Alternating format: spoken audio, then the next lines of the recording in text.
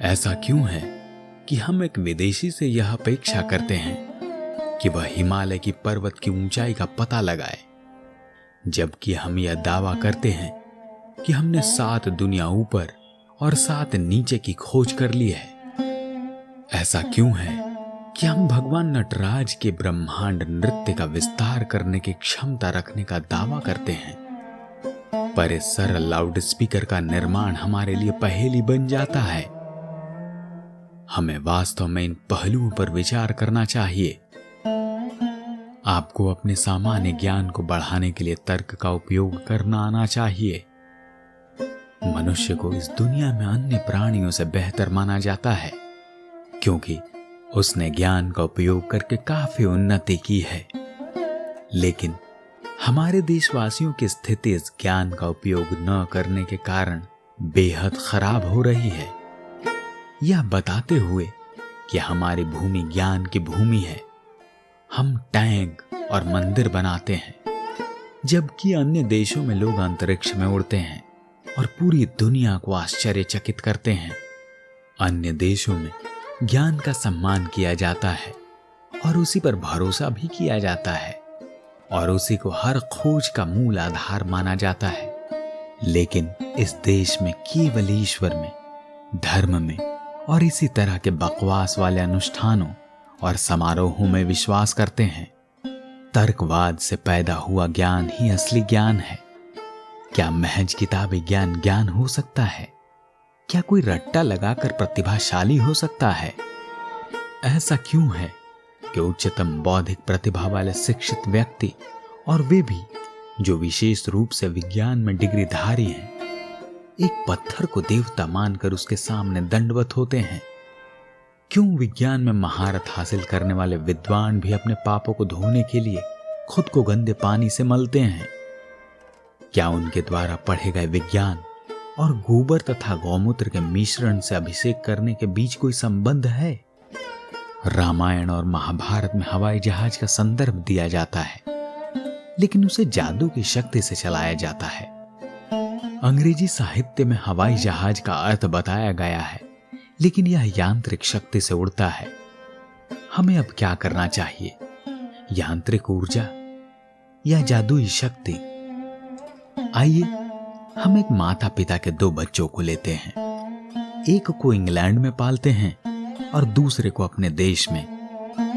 England वाला बच्चा वैज्ञानिक दृष्टिकोण से सब कुछ देखेगा और अपने देश वाला दूसरा बच्चा सब कुछ धार्मिक दृष्टिकोण से सोचेगा। हमारे देश में वर्तमान अराजकता और पतन का कारण यह है कि हमें अनुसंधान और विचार करने से रोका गया है और तर्क का प्रयोग करने पर हमारा दमन किया गया है। आप किसी भी तरह के ईश्वर को मानो और किसी भी तरह के अच्छे इरादों से धर्म को मानो, परिणाम वही होगा। एक सुधारवादी ईश्वर और एक तर्कसंगत धर्म में आप एक अंधविश्वासी ईश्वर और एक अंधे धर्म से ज्यादा कुछ हासिल नहीं कर सकते। जैसे ही मनुष्य के समाज के भले के लिए मशीनों का आविष्कार हुआ, मनुष्य को अतिरिक्त लाभ देने के लिए, उसका श्रम और समय बचाने के लिए उन्हें पूंजीपतियों के नियंत्रण में मजदूरों को भूखा रखने के लिए सौंप दिया गया और उन्होंने अपनी संतुष्टि और आराम के लिए लोगों को दुख, गरीबी और चिंता में रहने के लिए गुलाम बना दिया। ऐसी गतिविधियां जो तर्क संगत, बौद्धिक छानबीन और मानवीय जरूरतों के अनुरूप नहीं है, उन्हें प्रथाओं, परंपराओं, देवताओं, धर्म, जाति और वर्ग या किसी अन्य के नाम पर नहीं चलाया जाना चाहिए।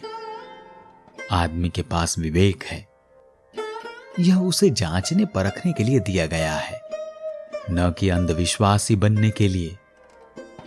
मनुष्य विवेक का दुरुपयोग करके खुद को बहुत सी परेशानियों में डाल देता है, जैसा कि उसने अपनी परेशानियों के विरुद्ध स्वरूप ईश्वर को बनाया है।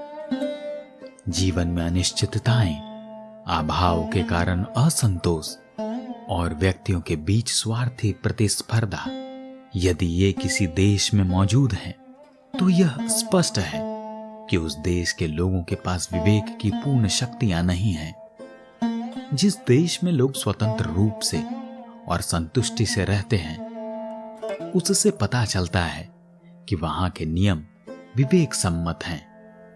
मनुष्य का मानना है कि उसे अपने बच्चों के लिए धन इकट्ठा करना चाहिए। उनके पास बुद्धि का उपहार है, इसीलिए वे अपने समाज को धोखा देकर भी धन इकट्ठा करते हैं।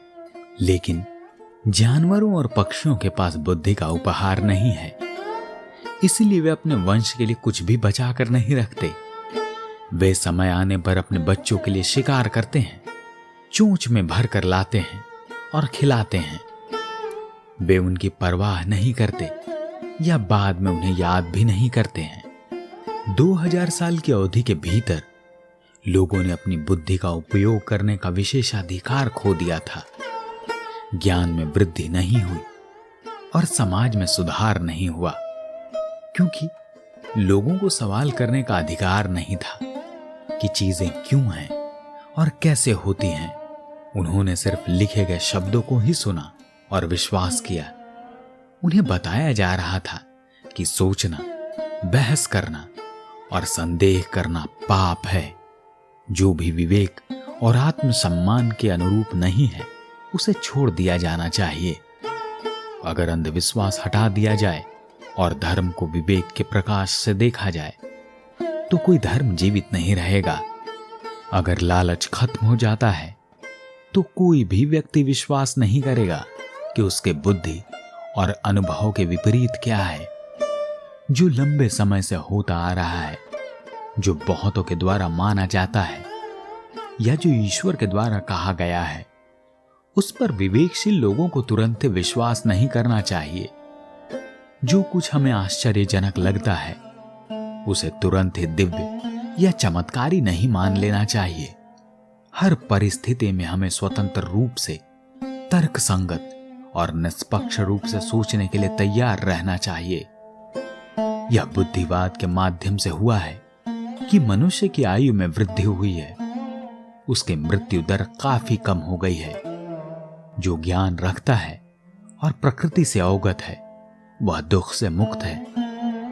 जब एक इंजेक्शन लगता है तो दर्द होता है, पर वह अच्छे स्वास्थ्य के लिए दिया जाता है। लेकिन दर्द के बावजूद हर कोई उसे इलाज की उम्मीद से बर्दाश्त करता है। वह ज्ञान की प्रकृति है। यह सोचने की शक्ति ही है जो मनुष्य को जानवरों और पक्षियों से अलग करती है। इसी सोचने की शक्ति के चलते मनुष्य अपने से भी शक्तिशाली जानवरों को गुलाम बना लेता है। यह तर्क की शक्ति है जो मनुष्य में किसी भी अन्य शक्ति से अधिक है, जो उसे अन्य प्राणियों से श्रेष्ठ बनाती है। इसलिए हम कह सकते हैं कि इसके उपयोग की सीमा के अनुपात में वह स्वयं को मानवीय गुणों से संचालित करता है, और जो अपने विवेक का उपयोग नहीं करता, वह सिर्फ एक पशु है। आशा करता हूं कि पेरियार का यह विचार आपको पसंद आया होगा। अगर विचार पसंद आया हो तो चैनल को सब्सक्राइब करना न भूलें। धन्यवाद।